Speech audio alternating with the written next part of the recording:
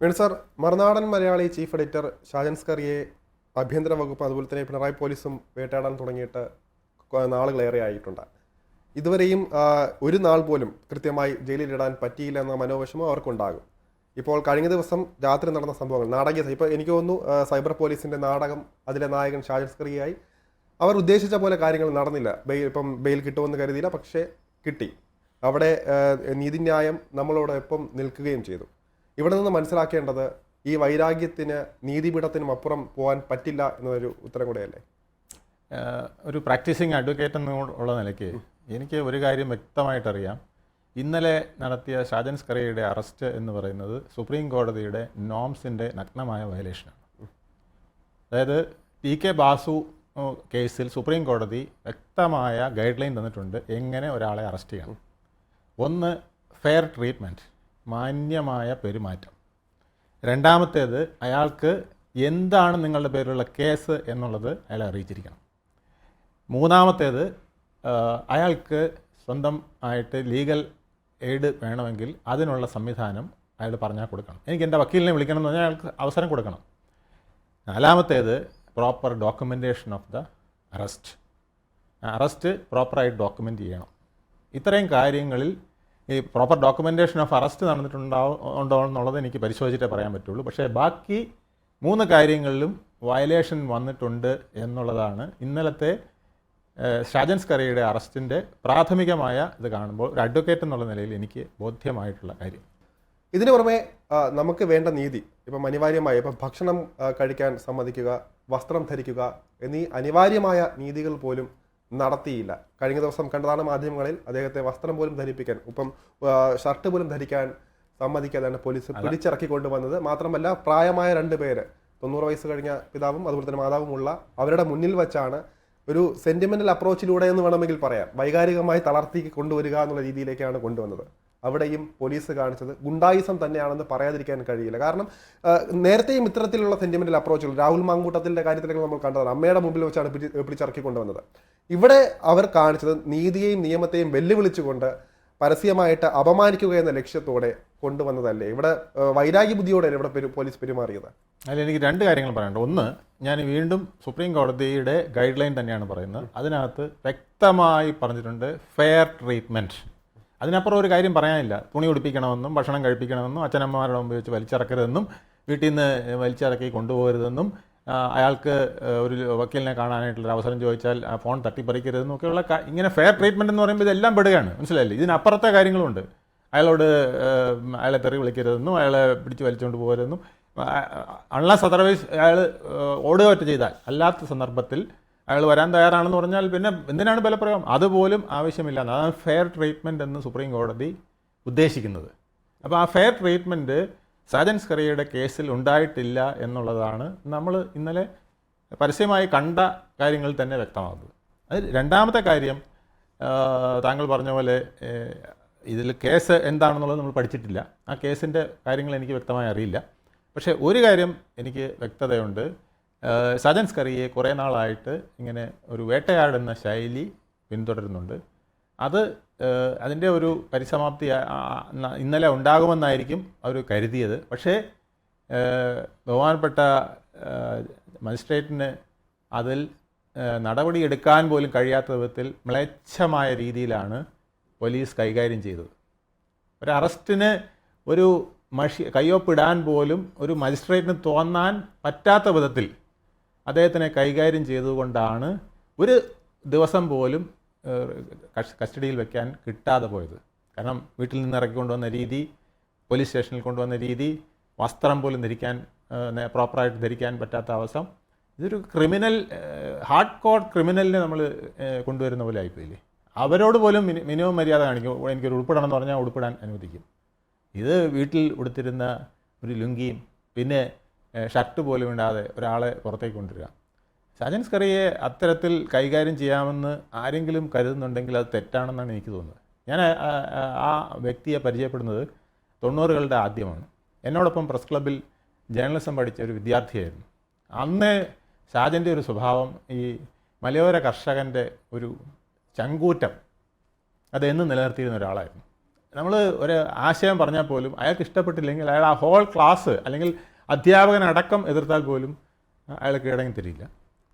അല്ല സാർ അത് അങ്ങനെയല്ല ഇങ്ങനെയാണെന്ന് പറഞ്ഞ് നിന്നളയും. അത് അയാളുടെ ബേസിക് സ്വഭാവമാണ്. അത് ഷാജനെ തിരിച്ചറിയാത്തതുകൊണ്ടാണ്. ഷാജനെ ജയിലിലിട്ടാലുണ്ടല്ലോ ഇതിനേക്കാൾ വീര്യത്തോടെ ഷാജൻ തിരിച്ചു വരും. ഇവിടെ നമ്മൾ മറ്റൊരു കാര്യം കൂടെ പറയേണ്ടത്, ഇന്നലെ മനഃപൂർവ്വം പോലീസ് നടത്തിയ ഒരു ഗുണ്ടായിസം എന്ന് പറയാൻ കാരണം, ആകെ പറഞ്ഞത് ക്രൈം നമ്പർ മാത്രം പറഞ്ഞു കൊടുക്കുക. നേരത്തെ പറഞ്ഞ പോലെ തന്നെ ബേസിക്കായിട്ട് പറഞ്ഞു മനസ്സിലാക്കുക. ആദ്യം പോലീസ് ചെയ്യേണ്ടത് നിങ്ങൾ മനസ്സിലാകുന്ന ഭാഷയിൽ ആ ആളുടെ പറഞ്ഞ് മനസ്സിലാക്കുക, നിങ്ങൾ ഇന്ന കേസിലാണ് അറസ്റ്റ് ചെയ്യുന്നത്, ഈ കാരണങ്ങളാണ് അറസ്റ്റ് ചെയ്യാൻ കാരണമായത് എന്നൊക്കെ പറഞ്ഞ് മനസ്സിലാക്കുക. കഴിഞ്ഞ ദിവസം ഇപ്പോൾ അദ്ദേഹത്തിന് ഒരു സമയം വരെ ഏറ്റവും അവസാനം ഇപ്പോൾ ജാമ്യം കിട്ടുന്ന സമയത്തിന് തൊട്ട് മുൻപ് വരെ അദ്ദേഹത്തിന് അറിയില്ല എന്ത് കേസിനാണ് ഏത് കേസിലാണെന്ന് അറിയില്ല. അഡ്വക്കേറ്റിനെ പോലും തിരിച്ചറിയാൻ പറ്റുന്നത്. അപ്പോൾ പിന്നെയാണ് ഇതിനെക്കുറിച്ച് അറിയുന്നതും ഈ ഒരു കേസുമായിട്ട് ബന്ധപ്പെട്ടാണ്. മാത്രമല്ല ഈ കേസിൻ്റെ കാര്യം പറയുകയാണെങ്കിൽ സാമ്പത്തിക തട്ടിപ്പ് കേസിൽ കൃത്യമായി വാർത്ത കൊടുത്ത് മാധ്യമ സ്വാതന്ത്ര്യമുണ്ട്. മാത്രമല്ല അതിന് അർഹമായ തെളിവുകളും സഹിതമാണ് മറുനാടൻ മലയാളി ആ വാർത്തകൾ പുറത്തുവിട്ടത്. ആ തട്ടിപ്പ് നടത്തിയെന്ന് കോടതിക്കും അതുപോലെ തന്നെ നിയമവ്യവസ്ഥയ്ക്കും ബോധ്യമായതുകൊണ്ട് തന്നെ ആ ആള് അറസ്റ്റിലായി. ഇവിടെയും അദ്ദേഹം ഉപയോഗിച്ചത് സ്ത്രീ കാർഡ് എടുത്ത് ഇറക്കി അവിടെയാണ് പ്രതികാര ബുദ്ധിയോടെ അദ്ദേഹത്തെ അറസ്റ്റ് ചെയ്തത്. അതുകൊണ്ട് തന്നെ അവിടെയും പോലീസിന് അധികം പറയാനില്ല. അതിൻ്റെ ഏറ്റവും വലിയ ഉദാഹരണം തന്നെയാണ് കഴിഞ്ഞ ദിവസം അദ്ദേഹത്തിന് മണിക്കൂറുകൾ കൊണ്ട് തന്നെ ജാമ്യം കിട്ടിയത്. അദ്ദേഹം അറസ്റ്റിലായി ഏതാനും മണിക്കൂറുകൾ കൊണ്ട്. പോലീസിന് കോൺഫിഡൻ്റ് ആയിരുന്നു, അല്ലെങ്കിൽ ഭരണകൂടത്തിന് കോൺഫിഡൻ്റ് ആയിരുന്നു ഈ ഒരു കാർഡ് വെച്ച് ഇറക്കിയാൽ ഇത് കിട്ടാൻ പോകുന്നില്ല. പക്ഷേ അവിടെയെല്ലാം നമുക്ക് അനുകൂലമായ കാര്യങ്ങൾ ഉള്ളതുകൊണ്ട് തന്നെ ജാമ്യം കിട്ടുകയാണ് ഉണ്ടായത്. ഇവിടെ നമ്മൾ നേരത്തെ നോക്കിയാൽ ഒരു പേഴ്സണൽ വൈരാഗ്യം തീർക്കാൻ വേണ്ടി ഇത്രത്തോളം ചെയ്യേണ്ടതുണ്ടോ? നമുക്ക് മുഖ്യമന്ത്രി അടക്കം നമ്മൾ ചെയ്യേണ്ടത് കുറച്ചുകൂടെ ഗൗരവമായിട്ടല്ലേ ഈ ഒരു കാര്യം കൈകാര്യം ചെയ്യേണ്ടത്? തീർച്ചയായിട്ടും. അത് കമ്മ്യൂണിസ്റ്റുകാർക്ക് പലപ്പോഴും മനസ്സിലാകാത്ത ഒരു തിയറിയുണ്ട്. ഈ പ്രകൃതിക്ക് അപാരമായൊരു ശക്തി ഉണ്ട് എന്നുള്ളത്. പ്രകൃതിയുടെ ശക്തി എന്ന് പറയുന്നത് എപ്പോഴും സത്യത്തിനും ധർമ്മത്തിനും അനുകൂലമായി നിൽക്കുന്ന ഒരു ശക്തിയാണ് പ്രകൃതിയുടെ ശക്തി.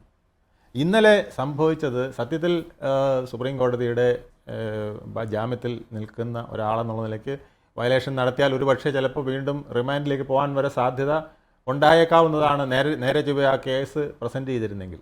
പക്ഷേ ഇന്നലെ അതിൻ്റെ തുടക്കം മുതലേ പോലീസ് കാണിച്ച ആ അമിത ആവേശവും അമിതമായ പീഡനവും, അത് പീഡനം എന്ന് തന്നെയാണ് ഞാൻ വിളിക്കാൻ ഉദ്ദേശിക്കുന്നത്. സജൻ സ്കറിയക്കെതിരെ നടത്തിയ ഒരു പീഡനമാണ്. ആ പീഡനം ഒരിക്കലും ഒരു പരിഷ്കൃത രാഷ്ട്രത്തിൽ പാടില്ല എന്നുള്ളത് ഇൻ്റർനാഷണൽ നോംസാണ്. ഇന്ത്യയുടെ സുപ്രീം കോടതി ഞാൻ പറഞ്ഞില്ലേ, ഫെയർ ട്രീറ്റ്മെൻറ്റ്, നിങ്ങൾ കുറ്റവാളിയാന്ന് തെളിഞ്ഞാൽ പോലും നിങ്ങളോട് മാന്യമായി പെരുമാറണം എന്നാണ്. അത് കുറ്റവാളി ആകുന്നതിന് മുമ്പ് ഒരു കാരണവശാലും നിങ്ങൾ അമാന്യമായി അയാളോട് പെരുമാറാൻ പാടില്ല, തികച്ചും മാന്യമായിട്ട് വേണം പെരുമാറാൻ. ആ ശൈലി തുടർന്നില്ല, ആ ശൈലി കാണിച്ചില്ല എന്നുള്ളതാണ് പോലീസിന് പറ്റിയ ഒന്നാമത്തെ ബ്ലണ്ടർ. അത് കണ്ടു കഴിഞ്ഞാൽ ഒരു ജഡ്ജിനും പിന്നെ ഒരു മജിസ്ട്രേറ്റിനും പിന്നെ അതിൽ ഫർദർ കാര്യങ്ങൾ ചെയ്യാൻ പറ്റില്ല. കാരണം സുപ്രീം കോടതി എന്ന് പറയുന്നത് ഇന്ത്യയുടെ പരമോന്നത കോടതി പറഞ്ഞിരിക്കുക അടിസ്ഥാന കാര്യങ്ങൾ അറസ്റ്റ് ചെയ്യുന്നതിന് വേണ്ടത്. ഒന്ന്, ഫെയർ ട്രീറ്റ്മെൻറ്റ്. ഞാൻ ജനങ്ങൾക്ക് വേണ്ടി അറിയാൻ വേണ്ടി പറയാം, നിങ്ങൾക്ക് നാളെ ഇങ്ങനൊരു സംഭവം ഉണ്ടായാൽ നിങ്ങൾ ഓർത്തിരിക്കാൻ വേണ്ടി ഞാൻ പറയുകയാണ്. ഫെയർ ട്രീറ്റ്മെൻറ്റ്, മാന്യമായി നിങ്ങളോട് പെരുമാറിയിരിക്കണം. നിങ്ങളോട് നിങ്ങളുടെ കേസ് എന്തിനാണ് നിങ്ങളെ അറസ്റ്റ് ചെയ്യുന്നതെന്ന് പറഞ്ഞു. അതായത് ഒന്നുകിൽ വാറണ്ട് വേണം, അല്ലെങ്കിൽ പ്രോപ്പർ ലീഗൽ ഗ്രൗണ്ട്സ് വേണം. അത് എല്ലാവർക്കും വാറണ്ട് കിട്ടണമെന്നില്ല. പ്രോപ്പർ ലീഗൽ ഗ്രൗണ്ട്സ് ഉണ്ടെങ്കിൽ നമുക്ക് അറസ്റ്റ് ചെയ്യാം. അപ്പോൾ അത് വ്യക്തമാക്കണം, അത് അയാളോട് പറയണം. അടുത്ത കാര്യം, ആ അറസ്റ്റിൻ്റെ ഫോർമാലിറ്റികൾ പൂർണ്ണമായും പാലിക്കണം. പിന്നെ വൃദ്ധ 90 വയസ്സായ മാതാപിതാക്കളുടെയൊക്കെ മുമ്പിൽ വെച്ച് ഏത് ഇനി അയാൾ വലിയൊരു ക്രിമിനലാണെന്ന് വിചാരിച്ചു, ക്രിമിനൽ ആണെങ്കിൽ പോലും ആ അമ്മയ്ക്കും അച്ഛനും അത് മകനാണ്. ആ ഒരു പരിഗണന കൊടുക്കാൻ കഴിഞ്ഞില്ലെങ്കിൽ ജനാധിപത്യത്തിൻ്റെ അടിസ്ഥാന തത്വങ്ങളിലെ ഒന്നും അവിടെ പാലിക്കുന്നില്ല എന്നുള്ളതാണ് എൻ്റെ വ്യക്തത. പിന്നെ എന്താണ് പാലിക്കുന്നത്? അമ്മയും മകനും തമ്മിലുള്ള 90 വയസ്സായ അച്ഛനും അമ്മയും ഒരു മകനും തമ്മിലുള്ള ഹൃദയബന്ധം മനസ്സിലാക്കാൻ ഇന്ത്യൻ പോലീസിന് കഴിയുന്നില്ലെങ്കിൽ എന്തിന് നമുക്ക് സ്വാതന്ത്ര്യം കിട്ടി 75 വർഷമായി എന്ന് ചോദിക്കേണ്ട അവസ്ഥയാണ്. പോലീസിൻ്റെ നടപടികൾ നേരത്തെ തന്നെ നമുക്ക് ഇത്തരത്തിലുള്ള ആശയക്കുഴപ്പങ്ങൾ ഉണ്ടായിട്ടുണ്ട്. നേരത്തെ ഇതിനു മുമ്പ് തന്നെ നമുക്ക് ഇവിടുത്തെ മറുനാടൻ ജീവനക്കാരുടെ വീടുകളിലൊക്കെ എരിച്ചു കയറിയത് രാവിലെ, അതായത് പുലരും മുൻപെയാണ് കയറിയത്. അന്നും ഇതേ മനോവിഷമങ്ങൾ പലർക്കും ഉണ്ടായി. മാത്രമല്ല ഇതേ രീതി തന്നെ പിന്നീടും ഇപ്പോൾ നമുക്ക് തോന്നുന്നു രാഹുൽ മാങ്കൂട്ടത്തിൻ്റെ കാര്യത്തിലായാലും പോലും അതൊക്കെ നടത്തിയത് ഇത്തരത്തിലൊരു പ്രതികാര ബുദ്ധിയാണ്. മാത്രമല്ല ഇവിടെ നടക്കും, സാറ് പറഞ്ഞ പോലെ നമുക്കിപ്പോൾ തിരിച്ച് പ്രതികരിക്കാൻ പറ്റുമെന്നുണ്ടെങ്കിൽ ഇവിടെ കേരള പോലീസ് അത്രയും വലിയ സേനയായിട്ടാണ് വരുന്നത്. ഒരാളെ പൊക്കാൻ സത്യം പറയും 1-2 പോലീസ് ധാരാളമാണ്, അങ്ങനെയുള്ള. പക്ഷേ ഇവിടെ നടക്കുന്നത് ഒരു വലിയൊരു ബറ്റാലിയനായിട്ട് വരിക, കായികമായിട്ട് അതിനെ നേരിടുക. കഴിഞ്ഞ ദിവസം കണ്ടതാണ്, അദ്ദേഹത്തിന് വളഞ്ഞാണ് പോലീസുകാരെല്ലാം കൂടെ കൊണ്ടുപോയത് ജീപ്പിലേക്ക്. എന്നിട്ടും അദ്ദേഹം ഊർജിത വീര്യത്തോടെ അദ്ദേഹം പറയുകയാണ് എല്ലാ കാര്യങ്ങളും. നമ്മൾ അതും കൂടെ നോക്കേണ്ട ഒരു കാര്യമുണ്ട്. നമുക്ക് കായികമായിട്ട് കീഴ്പ്പെടുത്തി കഴിഞ്ഞാൽ നമുക്ക് എന്ത് ചെയ്യാൻ പറ്റും ഇവിടെ? നമുക്ക് ഒരു കാര്യം എനിക്ക് വ്യക്തമായിട്ട് ഈ സമൂഹത്തിനോട് പറയാനുള്ളത്, സാജൻ സ്കറിയ എന്ന് പറയുന്നത് ഒരു തേർഡ് റേറ്റ് യൂട്യൂബർ ആണെന്ന് ആരെങ്കിലും വരുത്താൻ ശ്രമിച്ചിട്ടുണ്ടെങ്കിൽ അതല്ല. സാജൻ സ്കറിയ നല്ല ഒന്നാന്തരം ഒരു ജേർണലിസ്റ്റാണ്. പഠിച്ച കാലത്ത് അങ്ങനെയായിരുന്നു, പുറത്തിറങ്ങിയ കാലത്ത് അങ്ങനെയായിരുന്നു. അദ്ദേഹം പ്രവർത്തിച്ചിരുന്ന പത്രങ്ങളെല്ലാം അതുപോലത്തെ ആയിരുന്നു. അദ്ദേഹത്തിൻ്റെ ആദ്യത്തെ തന്നെ പത്രത്തിൽ പ്രവർത്തനത്തിലെ ലോകമെന്ന് പറയുന്നത് ദീപികയാണ്. ദീപിക എന്ന് പറയുന്നത് വളരെ ക്രെഡിബിളായിട്ടുള്ളൊരു പത്രമാണ്. അദ്ദേഹത്തിന് അതുപോലെ തന്നെ മനോരമയിൽ വേണമെങ്കിൽ പ്രവർത്തിക്കാമായിരുന്നു. ആ പത്രങ്ങളിൽ പ്രവർത്തിച്ച് അദ്ദേഹം പോയിരുന്നെങ്കിൽ ഇന്നൊരു റെസിഡൻറ്റ് എഡിറ്ററുടെ നിലവാരത്തിൽ അദ്ദേഹം എത്തിയേനെ. അയാൾ തേർഡ് റേറ്റ് യൂട്യൂബർ അല്ല. അത് പലർക്കും മനസ്സിലായിട്ടില്ല. അദ്ദേഹം ഒരു അന്തസ്സുള്ള ഒരു പത്രപ്രവർത്തകനായിരുന്നു. ആ അന്തസ്സുള്ള പത്രപ്രവർത്തകൻ്റെ ജോലിയിൽ നിന്ന് ഇതിലേക്ക് വന്നത് എന്തിനെന്നറിയാമോ? അവിടെ പറയാൻ കഴിയാത്തത് പലതും എനിക്ക് പറയണം എന്നുള്ളത് കൊണ്ടാണ്. ഞങ്ങൾ പ്രസ് ക്ലബ്ബിൽ ഇൻ്റർവ്യൂവിന് പോയപ്പോൾ ആരാ ക്ലാസ് എടുത്തതെന്ന് അറിയാം? ആദ്യം ഇൻ്റർവ്യൂ ചെയ്തതാരെന്നറിയാമോ? ദേശാഭിമാനി മോഹനൻ, കമ്മ്യൂണിസ്റ്റ് പാർട്ടിയുടെ അനിഷേധ്യനായ നേതാവ് ദേശാഭിമാനി മോഹൻ. അദ്ദേഹമായിരുന്നു ഇവിടുത്തെ പ്രസ് ക്ലബിൻ്റെ പ്രസിഡന്റ്. എന്നെയും ഷാജനെയൊക്കെ ഇൻ്റർവ്യൂ ചെയ്ത അദ്ദേഹമാണ്. അതുപോലെ തന്നെ രണ്ടാമത് NRS ബാബു, അദ്ദേഹം കേരളാമതിയുടെ ആളായിരുന്നു. അദ്ദേഹമായിരുന്നു ഇൻസ്റ്റിറ്റ്യൂട്ടിൻ്റെ ഡയറക്ടർ. ഈ വേറെ 1-2 പേരും കൂടെ ഉണ്ടായിരുന്നു. അത് ഈ 2 പേരും നോക്കിയത് പത്രപ്രവർത്തകനാകാൻ കഴിവുള്ളവനെ ഇതിനകത്ത് കയറ്റാവൂ എന്നുള്ളതായിരുന്നു. ഞാൻ വന്നത് സർക്കാരിൽ പബ്ലിക് റിലേഷൻ ഓഫീസർ എന്നുള്ള ഒരു പോസ്റ്റിലേക്ക് പ്രൊമോഷൻ കിട്ടുന്നതിന് എനിക്ക് ഒരു ജേർണലിസം ഉണ്ടെങ്കിൽ ഗുണം കിട്ടുമെന്ന് വിചാരിച്ചിട്ടാണ് വന്നത്. ദേശാഭിമാനി മോഹനൻ എന്ന് പറഞ്ഞ സാർ എന്നോട് പറഞ്ഞെന്തറിയാമോ? നിങ്ങളെ ഇവിടെ കയറ്റാൻ ഉദ്ദേശമില്ല. തൂലികയെടുത്ത് ഈ രാഷ്ട്രത്തിലെ സാധാരണക്കാരന് വേണ്ടി പടപൊരുന്നതിന് വേണ്ടിയിട്ടാണ് ഈ ഇതിലെ ഒരു സീറ്റ് വെച്ചിരിക്കുന്നത്. അത് നിങ്ങൾക്ക് സർക്കാർ ഓഫീസിലെ ഒരു പോസ്റ്റിന് വേണ്ടിയിട്ടല്ല. അതുകൊണ്ട് നിങ്ങളെ കളഞ്ഞിരിക്കുന്നു പറഞ്ഞു. എടുക്കില്ല എന്ന് പറഞ്ഞു. ഞാൻ പറഞ്ഞു, അല്ലയോ സാറേ, എനിക്ക് ഒരു പ്രൊമോഷനാണ്, എടുക്കില്ല എന്ന്. അപ്പോൾ NRS ബാബു സാർ അടുത്തിരുന്ന് കണ്ണ് കാണിച്ചു, മിണ്ടായി, ഞാൻ നോക്കിക്കൊള്ളാം എന്ന് പറഞ്ഞു. അപ്പോൾ പിന്നെ ഞാൻ അധികം ഒന്നും പറഞ്ഞില്ല. ഞാൻ പറഞ്ഞു, സാർ ഇത് എല്ലാം ജേർണലിസ്റ്റുകളാവണമെന്ന്, പല വിധത്തിലാണല്ലോ ജേർണലിസ്റ്റ്. ഞാൻ ഓഫീസിൽ ആ ഒരു ജേർണലിസം വർക്ക് ചെയ്യുന്നതിന് വേണ്ടി എന്നെ എക്വിപ്ഡ് ആക്കുന്നതിന് ഈ പോസ്റ്റ് ഉപയോഗിച്ചുകൂടെ? അല്ല, നിങ്ങൾ വേറെ ഏതെങ്കിലും ഇൻസ്റ്റിറ്റ്യൂട്ടിൽ പോയി പഠിച്ചോ. ഇവിടെ പഠിപ്പിക്കുന്നത് എന്തിനെന്ന് വെച്ചാൽ തൂലിക ഞങ്ങൾ കൈ കൊടുക്കുകയാണ്. ആ തൂലിക കൈ കൊടുക്കുന്നത് എന്തിനാണ്? അത് പടവാളായി സാധാരണക്കാരൻ്റെ ശബ്ദമായി അത് നിങ്ങൾ പ്രതിഫലിപ്പിക്കുന്നതിന് വേണ്ടിയാണെന്നാണ് NRS ബാബു ദേശാഭിമാനി മോഹൻ സാർ ഞങ്ങളെ പഠിപ്പിച്ചത്.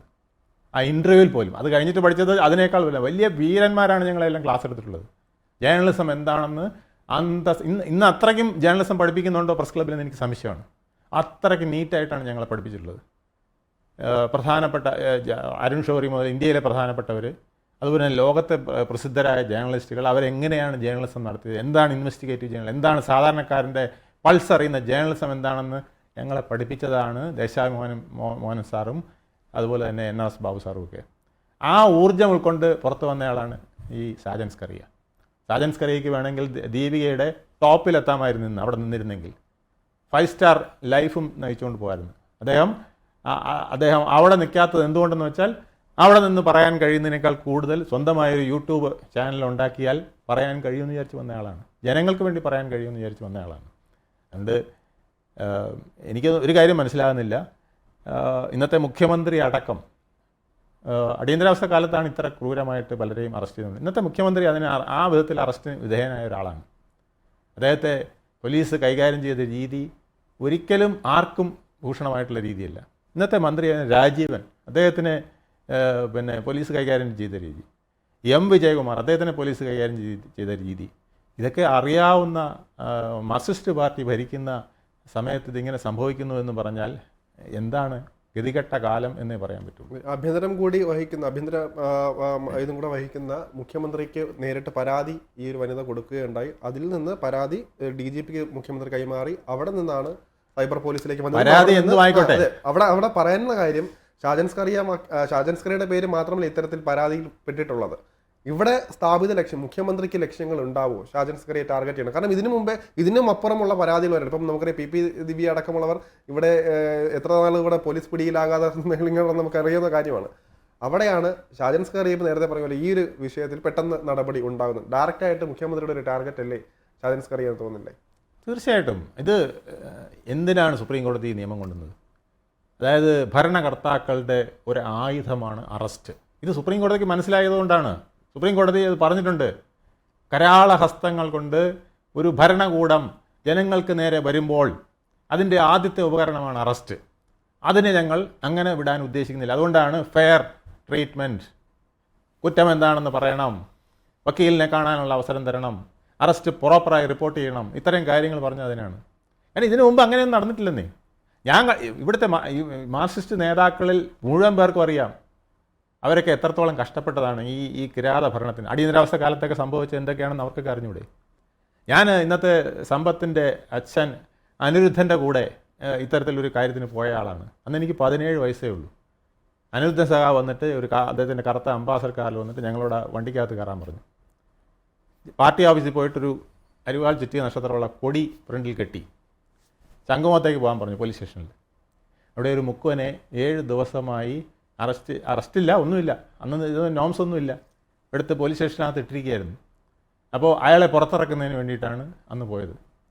അന്ന് അവിടെ ചെന്ന ഉടനെ പാറാവ് നിൽക്കുന്ന ആളോട് ചോദിച്ചു, ചാടി ഇറങ്ങി അദ്ദേഹം പോവാണ്. അന്ന് ഭരണപക്ഷമല്ല, പ്രതിപക്ഷത്താണ് അദ്ദേഹം. MLA പോലും അല്ല, ഈസ്റ്റ് മണ്ഡലത്തിൽ നിന്ന് വെസ്റ്റ് മണ്ഡലത്തിൽ അന്ന് ജയിച്ചിട്ട് പോലുമില്ല. ഈസ്റ്റിൽ ഉപതെരഞ്ഞെടുപ്പുണ്ട്, അത് കഴിഞ്ഞിട്ടാണ് അദ്ദേഹം ജയിച്ചത്. അന്ന് MLA പോലും അല്ല. ചാടി ഇറങ്ങി ചെന്ന് SI എടുത്ത് SI പല പ്രാവശ്യം ഫോൺ ചെയ്തിട്ട് കേൾക്കുന്നില്ല. അപ്പോൾ ഈ മുക്കുവൻ്റെ മത്സ്യത്തൊഴിലാളിയുടെ ഭാര്യ വന്ന് കരയുകയാണ്, അയാളെ ആഹാരം പോലും പ്രോപ്പറായിട്ട് കൊടുക്കുന്നില്ല, അതിനകത്ത് പിടിച്ചിട്ടിരിക്കുകയാണെന്ന് പറഞ്ഞു. അവസാനം അത് ഇറക്കിക്കൊണ്ടുവരാൻ ഞാൻ ബാക്കി കാര്യങ്ങൾ പറയുന്നില്ല, അത് ഇറക്കിക്കൊണ്ടുവന്നത് എങ്ങനെയാണെന്നുള്ളത് ഞാൻ പറയുന്നില്ല. അത്രയ്ക്ക് ക്രൂരമായിട്ടാണ് പോലീസ് പ്രതിയോട് പെരുമാറുന്നത്. അതിനേക്കാൾ ശക്തമായിട്ടാണെന്ന് അനിരുദ്ധൻ സഖാവ് പ്രതിഷേധിച്ചത്, അയാൾക്ക് മോചനം ഉണ്ടാക്കുന്നതിന് വേണ്ടി പ്രവർത്തിച്ചത്.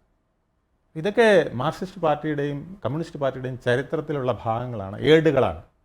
ആ ഏടുകൾ വീണ്ടും ആവർത്തിക്കുമ്പോൾ അവരെവിടെയാണ് നിൽക്കുന്നത്, ഇന്നലകൾ എവിടെയായിരുന്നു എന്ന് അവർ മറന്നു പോവുകയല്ലേ ചെയ്യുന്നത്. അതാണ് എനിക്ക് ചോദിക്കാനുള്ളത്. കാര്യം സ്വതന്ത്ര മാധ്യമ പ്രവർത്തനത്തിന് കൂച്ചുവിലങ്ങിടാൻ നടത്തുന്ന സർക്കാർ നടപടികൾ ഭൂഷണമാണോ? നിങ്ങൾ തന്നെ തീരുമാനിക്കുക.